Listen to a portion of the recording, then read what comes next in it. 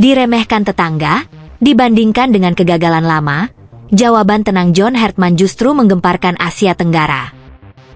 Di tengah euforia publik Indonesia menyambut pelatih baru timnas, suara sumbang justru datang dari luar negeri. Bukan dari analis resmi, bukan pula dari pelatih lawan, melainkan dari sebagian fans Malaysia yang berbondong-bondong menyuarakan keraguan, bahkan meremehkan, kehadiran John Hartman di kursi pelatih timnas Indonesia. Nama Hartman dinilai hanya produk media. Sosok yang menurut mereka dibesarkan oleh narasi berlebihan, bukan oleh prestasi nyata. Lebih jauh lagi, muncul klaim provokatif yang menyebut bahwa level timnas Indonesia, siapapun pelatihnya, akan tetap berada di bawah Malaysia dan tak akan pernah benar-benar mampu bersaing. Komentar-komentar ini menyebar cepat di media sosial dan forum sepak bola regional. Nada yang muncul bukan sekadar kritik, melainkan cenderung merendahkan.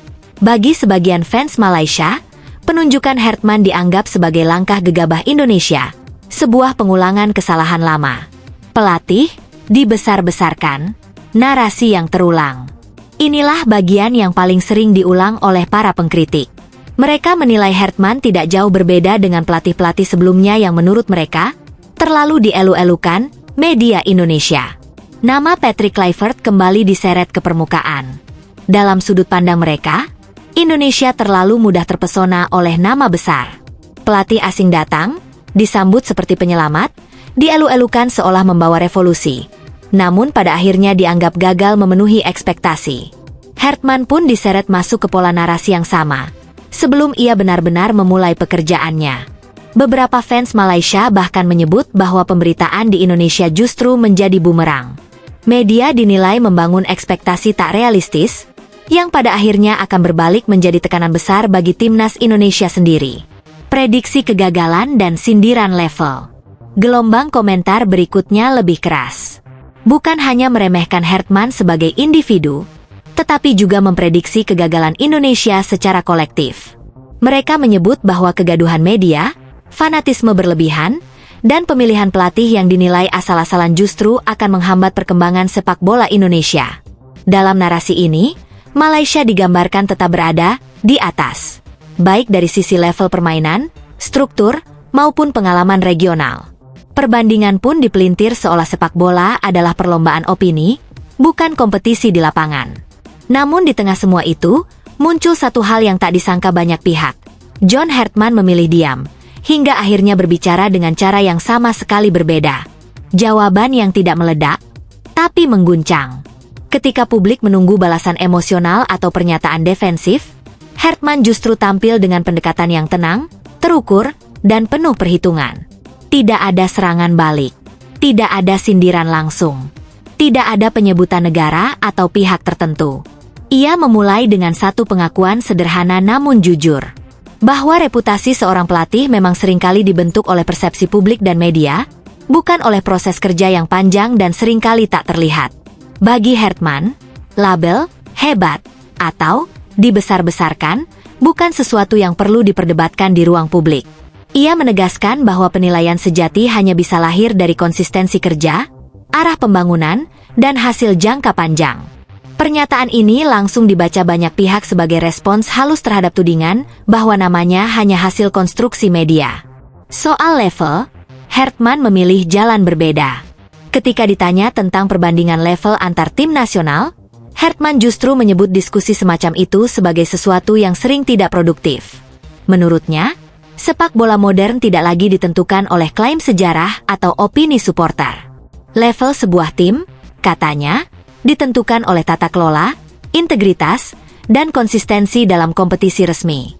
Ia menegaskan bahwa fokusnya di Indonesia bukan untuk membuktikan siapa yang lebih unggul dari siapa, melainkan memastikan bahwa timnas Indonesia berkembang secara struktural dan berkelanjutan.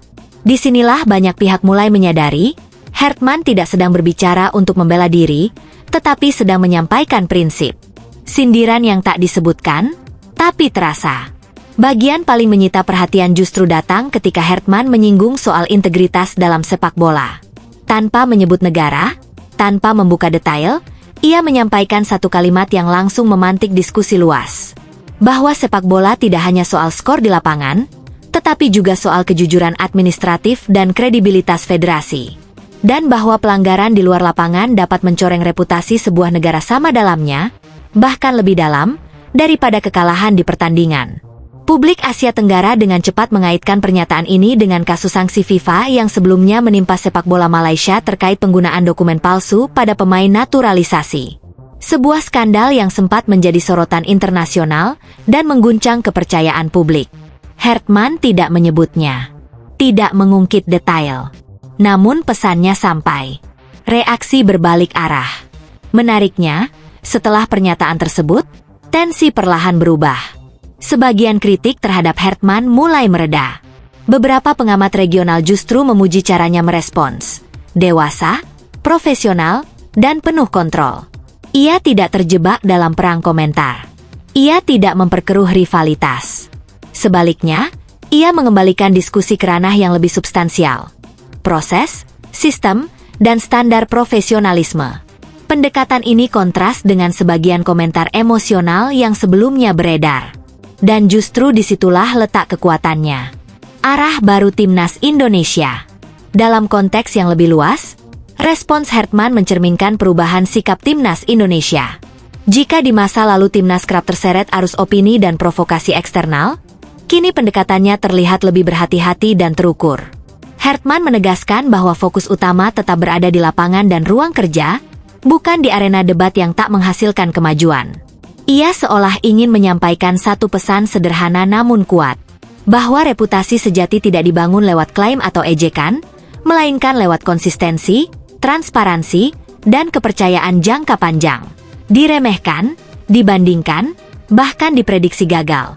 Semua itu dijawab John Hertman tanpa emosi dan tanpa teriakan. Sikap tenang dan pernyataan berkelasnya justru membuka babak baru dalam dinamika sepak bola Asia Tenggara. Bukan hanya soal Indonesia atau Malaysia, tetapi tentang bagaimana sepak bola seharusnya dijalankan.